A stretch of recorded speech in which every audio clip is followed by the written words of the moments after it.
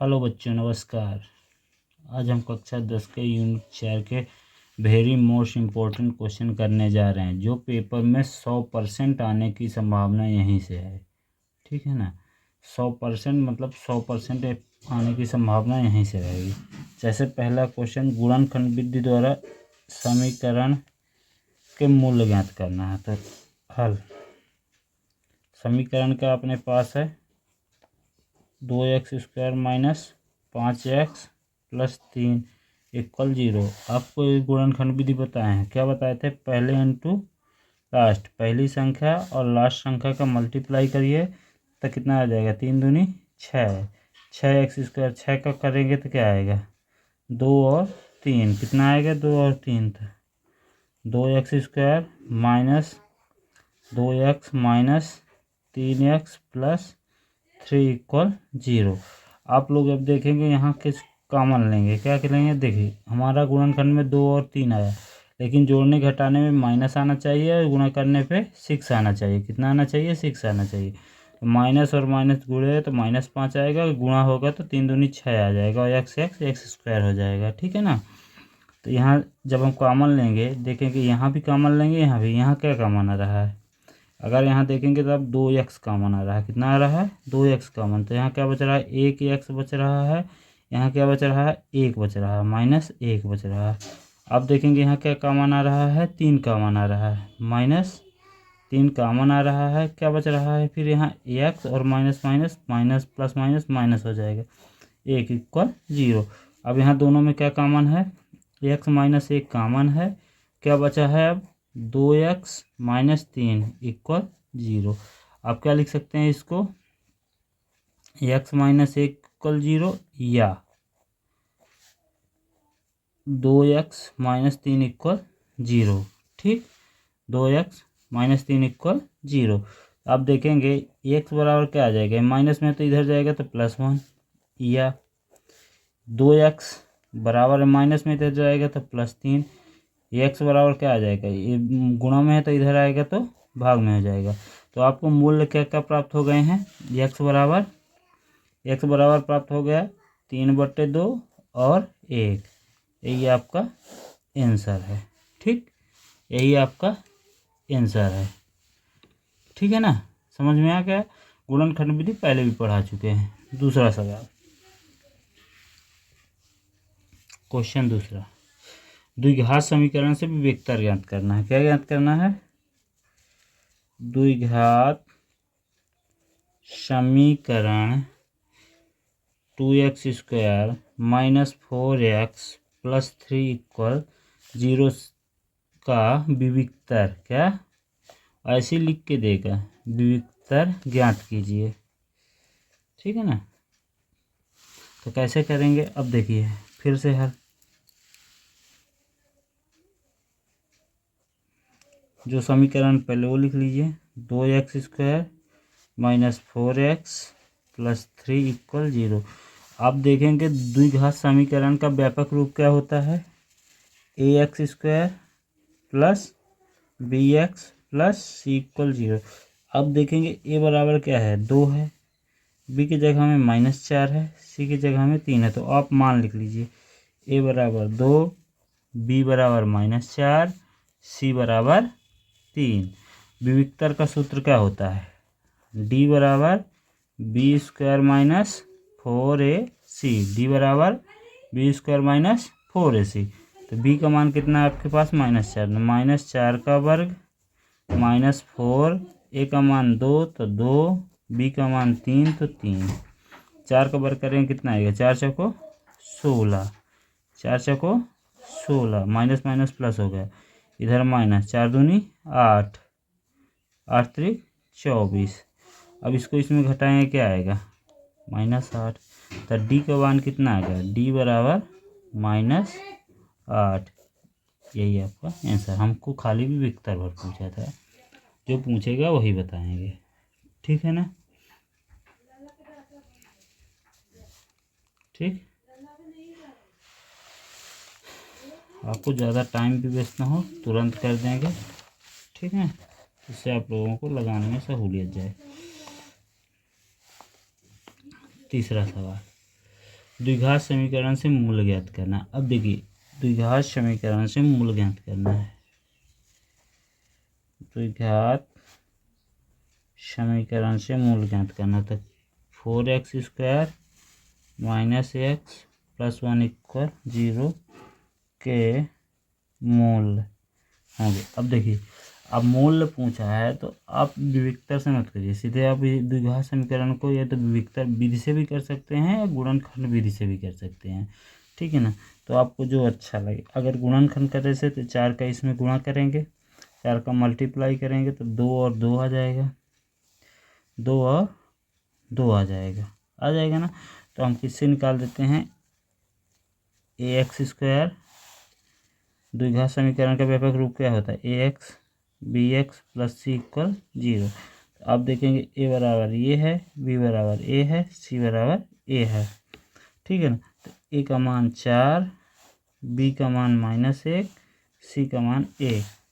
तो d बराबर क्या होता है, b² माइनस 4ac। तो b का मान कितना है, -1 का स्क्वायर -4 × 4 × 1।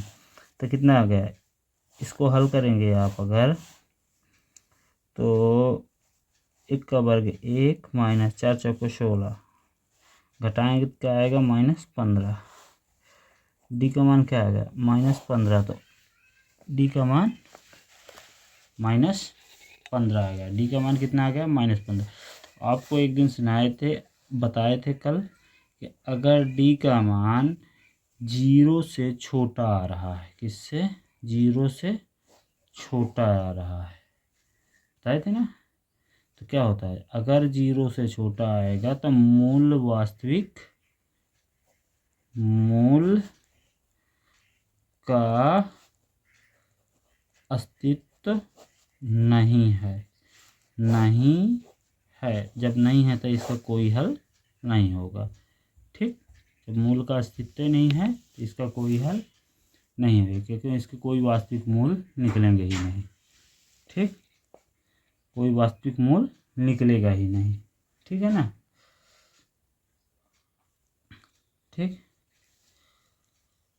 चौथा सवाल, गुणनखंड विधि से। अब देखिए जब जो बोलेगा वही लगाएंगे। गुणनखंड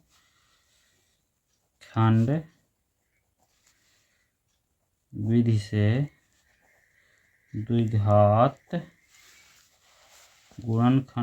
से द्विघात समीकरण x² minus 3x minus 10 equal 0 के मूल ज्ञात करना है,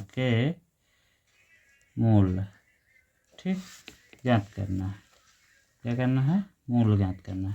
तो मूल ज्ञात करने के लिए हल समीकरण लिख लो, x² minus 3x minus 10 equal 0। क्या बोले थे, पहले और लास्ट का गुणा करेंगे तो क्या आएगा -10x²।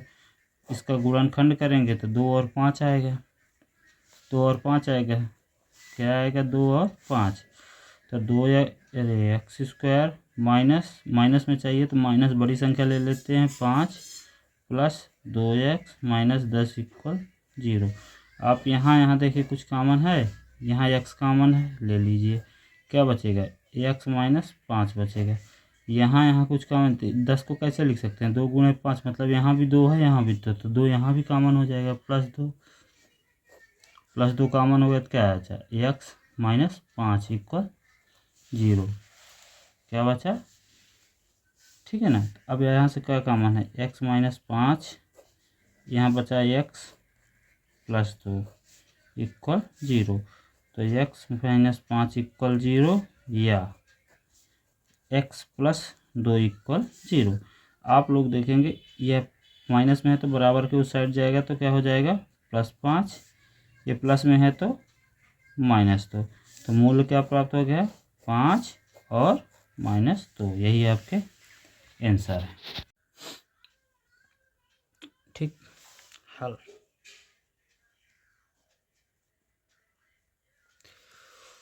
समीकरण क्या दिया है, 6x² minus x minus 2 equal 0। क्या बोले थे, गुणनमूल्य ज्ञात करना है, इसका गुणा करेंगे 6 दूनी 12x², वो भी माइनस में। इसको काटेंगे 2 से 6, 2 से 3, 4 3 2 दूनी 4 और 3 क्या आ गया, तो 6x² माइनस में चाहिए तो बड़ी संख्या माइनस में ले लेते हैं, 4x प्लस 3x और -2 = 0। आप यहाँ कुछ कॉमन देखिए और यहाँ कुछ कॉमन, तो यहाँ क्या कॉमन दिख रहा है आपको, 2 कॉमन देखिए, 6 में 2 3 है, यहाँ भी 2 है, तो आप अगर यहाँ से 2x कॉमन ले लेंगे तो यहाँ क्या बचेगा, 3x और -2 बचेगा। यहाँ देखिए 3x कुछ कॉमन है नहीं है, तो यहाँ हम क्या ले लेंगे, +1 ले लेंगे, तो क्या बचेगा, 3x - 2 = 0। तो यहाँ देखेंगे ये और ये सेम है, तो इसको कॉमन ले लीजिए, 3x - 2 क्या बचा, 2x + 1 = 0। तो यहाँ देखेंगे क्या लिख देंगे, 3x - 2 = 0 या 2x + 1 = 0। ठीक ना, कुछ नहीं किए, जो कॉमन था यहाँ देखिए, 6 को क्या लिख सकते हैं, 2 × 3 लिख सकते हैं, इसको 2 × 2 लिख सकते हैं, तो 2 कॉमन आ गया, तो ये 2 कॉमन, यहाँ 3 बचा, 3x, 1 2 बचा, 2 लिख दिए, यहाँ दोनों में 1 कॉमन है तो 1 लिख दिए और इसको कर दिए। अब यहाँ देखेंगे तो 3x, ये माइनस में है तो बराबर को साइड जाएगा तो प्लस में हो जाएगा, तो x बराबर क्या हो जाएगा, 2/3, भाई ये 3 बटे में आ जाएगा। फिर इधर लिखेंगे तो 2x प्लस में है तो माइनस में, तो x बराबर -1/2। तो मूल्य क्या प्राप्त हो गए, ये हमारे, ठीक है ना, मूल्य क्या प्राप्त हो गए, 2/3 और -1/2। एक बार और लिख लिया करिए, मूल्य क्या है, x बराबर 2/3 और -1/2, पेपर में ऐसे कर दीजिएगा और आंसर, ठीक, आंसर हो जाएगा। समझ में आ गया ना।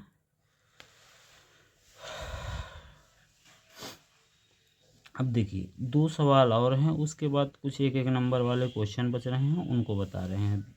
एक सवाल आप और मान के चलिए कैसे आएगा, अगर दे दिया कि 2 क्रमागत धनात्मक पूर्णांक ज्ञात कीजिए जिनके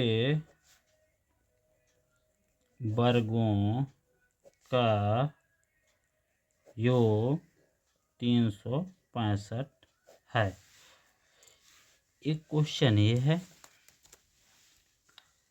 ठीक, हल कैसे करेंगे, ये देखिए, हम मानेंगे कि पहली क्रमागत संख्या x है, क्या मान लेंगे, कुछ मत करिए, क्रमागत मतलब लगातार होता है, माना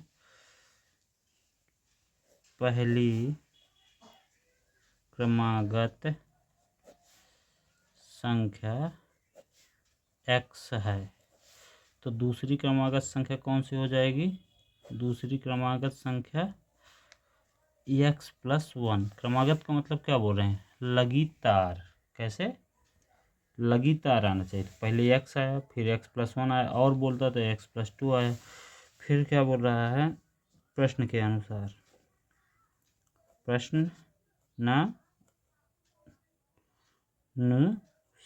प्रश्नानुसार क्या बोलता है कि इनके वर्गों का योग, मतलब x का वर्ग प्लस x + 1 का वर्ग बराबर कितना है, 365 है, यही बोला ना, उनके वर्गों का योग 365 है। तो अब x का वर्ग करेंगे तो x ही आएगा, x² प्लस इसका वर्ग करेंगे तो a + b, कभी देखे होंगे a + b का होल वर्ग बराबर क्या होता था, a का वर्ग प्लस 2ab प्लस b का वर्ग, ये होता था ना, तो a का वर्ग मतलब x का वर्ग प्लस 2ab मतलब 2 × x × 1 तो 1 ही आएगा, 1 का वर्ग 1 ही आएगा, बराबर 365। ये दोनों जुड़ गए तो कितना आ गया, 2x² प्लस 2x + 1, ये बराबर को साइड प्लस में है तो इधर आएगा तो -65 = 0। क्या हो जाएगा, 2x² प्लस 2x माइनस ये घट जाएगा तो 365 64 इक्वल 0। देखिए 2 से अगर पूरे समीकरण में आप 2 से भाग दे दीजिए, 2 से भाग देंगे तो ये 2 कटा एक्स स्क्वायर, फिर ये 2 कटा प्लस एक्स, फिर इसमें भाग देंगे तो माइनस 2 एक अन्य 2, एक बचा 2 अट्ठे 16, 2 दूनी 4 इक्वल 0। तो कितना आ गया एक्स स्क्वायर प्लस एक्स और प्लस माइनस 182। ठीक, एक बार यहाँ और लिख देते हैं x square plus x minus 182 equal 0। अब गुणनखंड करेंगे तो इसका गुणा इसके साथ करेंगे, इसका गुणा इसके साथ करेंगे तो कितना आ जाएगा 182 एक्स स्क्वायर। अब इसको आप ऐसे करके काटेंगे तो 2 से काटेंगे कितना आएगा भाई, गुणनखंड फैक्टर में तोड़ना पड़ेगा, 2 से काटेंगे नहीं बनता तो पहली संख्या और लास्ट संख्या गुणा करके 2 9 18 1। ठीक, फिर 7 से कट जाएगा, 7 एक अन्य 7, 7 त्रिक 21, अब 13 13 से कट जाएगा तो गुणनखंड 7 दूनी 14 और 13, 14 और 13 है तो लिख लीजिए एक्स स्क्वायर प्लस में चाहिए तो 14x minus 13x minus 182 equal 0। इन दोनों में कुछ कॉमन देखिए, इन दोनों में कुछ कॉमन देखिए, यहाँ क्या कॉमन है x कॉमन है, x लिख दीजिए, x प्लस 14 बचा, x प्लस 14 बचा। यहाँ इन दोनों में कुछ कॉमन है, देखेंगे तो 13 कॉमन आ जाएगा, माइनस 13 क्या बचेगा x धन 14 यहाँ बच जाएगा इक्वल 0। तो x धन 14 इक्वल 0, अरे नहीं अभी एक बार और लिख लो। ठीक, फिर क्या बचा है x माइनस 13 इक्वल 0। ठीक, अब एक बार इसको लिख दीजिए x धन 14 इक्वल 0, या इसको जब यहाँ बनने जाए तो इसको दो भाग में तोड़ देते हैं, x माइनस 13 इक्वल 0। तो x प्लस में है तो इधर जाएगा तो माइनस 14, ये x बराबर माइनस में है तो प्लस 13, तो मूल्य क्या निकल आया संख्या माइनस 14 और 13, माइनस 14 और 13 आंसर। ठीक, चेक करना तो आप चेक कर सकते हैं, ठीक है ना।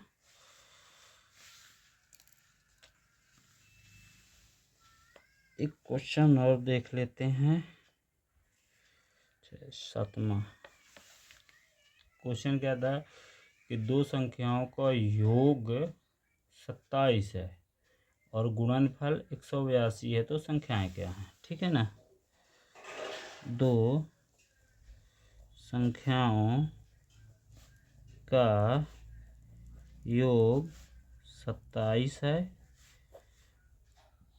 तथा उनका गुणनफल 182 है, तो संख्या क्या है, संख्याएं क्या है, संख्याएं क्या हैं। ठीक है, हल देखिए सबसे मोस्ट क्वेश्चन बता रहे हैं जो पेपर में 100% आने की संभावना यहीं से, पेपर में छपेगा तो यहीं से छपेगा, आप लोग ध्यान दीजिएगा। हम माना पहली संख्या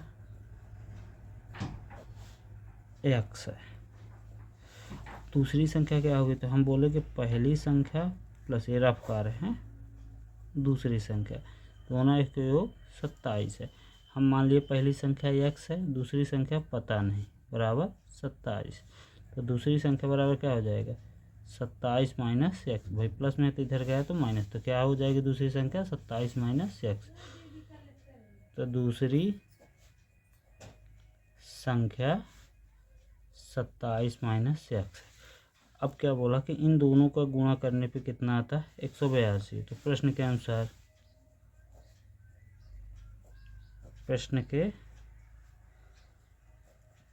अनुसार जो बोला है करे, तो पहली संख्या x गुणे 27 माइनस एक्स बराबर 182, गुणा करेंगे ये आ जाएगा 27x, इसका गुणा इसके साथ होगा तो माइनस एक्स स्क्वायर, फिर बराबर 182, अब ये इधर आएगा तो माइनस में हो जाएगा 27x minus x square minus 182 equal 0। अब देखिए अगर पूरे समीकरण में माइनस का गुणा कर दें, पूरे समीकरण में माइनस का गुणा कर दें।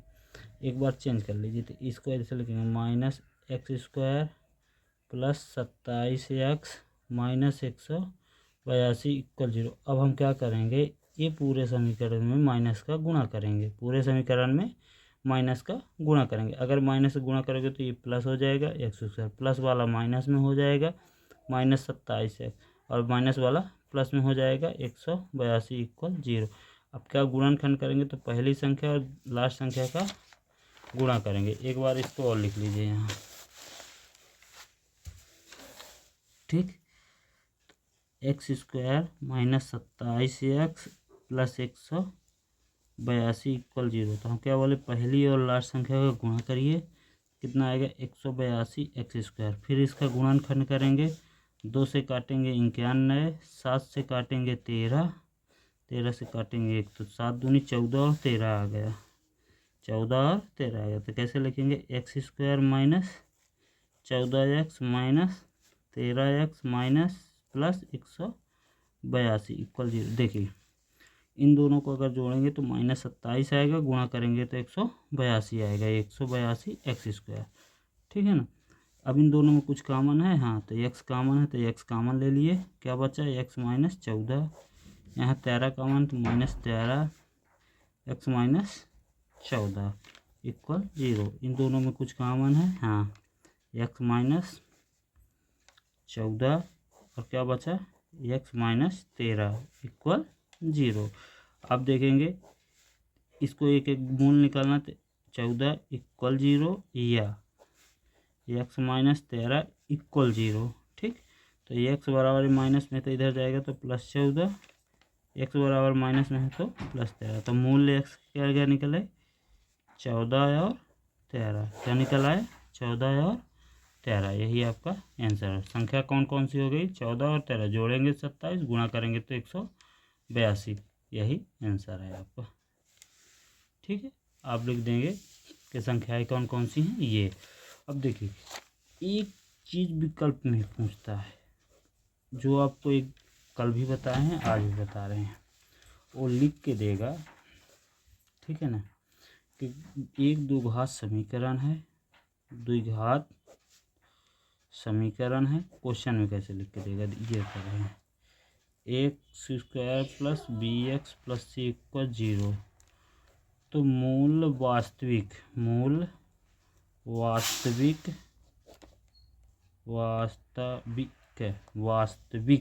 और बराबर कब आएंगे, तो आपको हम बता दें, आपको वहाँ विकल्प में डी बराबर क्या लिखना पड़ेगा, बी स्क्वायर माइनस 4ac तो लिखेंगे, लेकिन इसके बराबर 0 होना चाहिए, ये ध्यान दीजिएगा।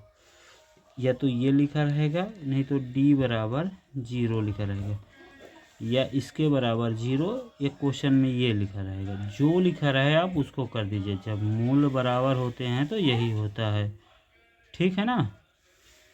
दूसरा क्वेश्चन क्या है, अगर द्विघात समीकरण के मूल वास्तविक होंगे और भिन्न होंगे, क्या होंगे, वास्तविक होंगे और भिन्न होंगे, तो क्या बताएंगे, द्विघात समीकरण क्या है, a x square plus b x plus c का 0। अब पूछा क्या है ये देखेंगे, मूल वास्तविक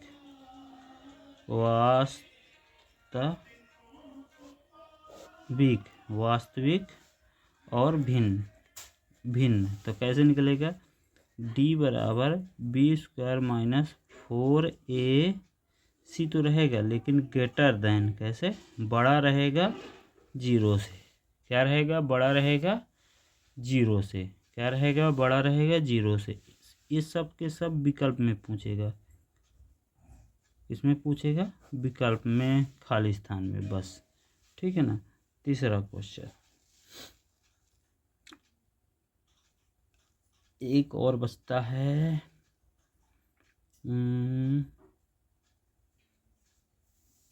विविक्तर सूत्र। तो विविक्तर सूत्र पूछेगा, अगर विविक्तर सूत्र। तो विविक्तर सूत्र देखिए, समीकरण तो वही रहेगा, ax² plus bx plus c द्विघात का तो यही है। तो विविक्तर सूत्र ये जो लिखते हैं ना, यही होता है, d बराबर b² माइनस 4ac, d बराबर b² माइनस 4ac, d बराबर b² माइनस 4ac, यही होता है।